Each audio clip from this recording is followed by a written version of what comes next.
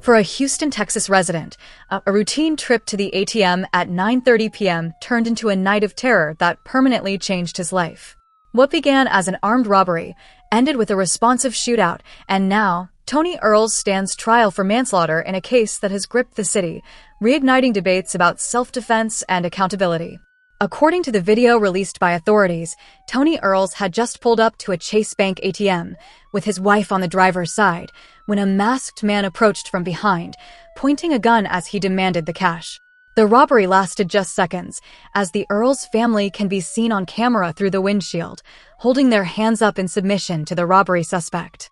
After taking their property under threat, the assailant retreated behind them, vanishing into the shadows, scaling a fence and disappearing into a nearby apartment complex, according to authorities.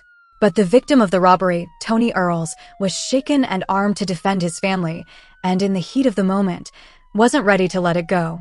Moments later, a pickup truck drove past the bank. Convinced the robber was inside, Earls opened fire. Inside that truck was the Alvarez family. 9-year-old Arlene Alvarez sat in the back seat, unaware of the chaos unfolding outside. One of Earl's bullets pierced the rear window and struck her. She died the next day. The city mourned as the Alvarez family demanded justice.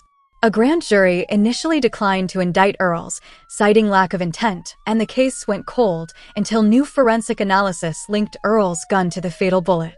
Prosecutors secured a murder indictment, but in July 2025, the charge was reduced to manslaughter, and the trial has recently begun.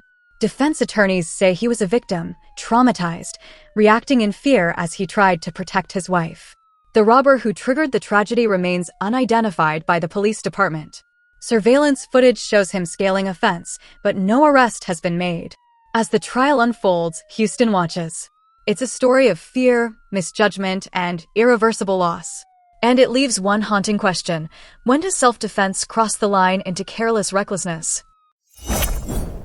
Thanks for watching, liking, and subscribing to the Daily Scan, reporting stories that matter to you.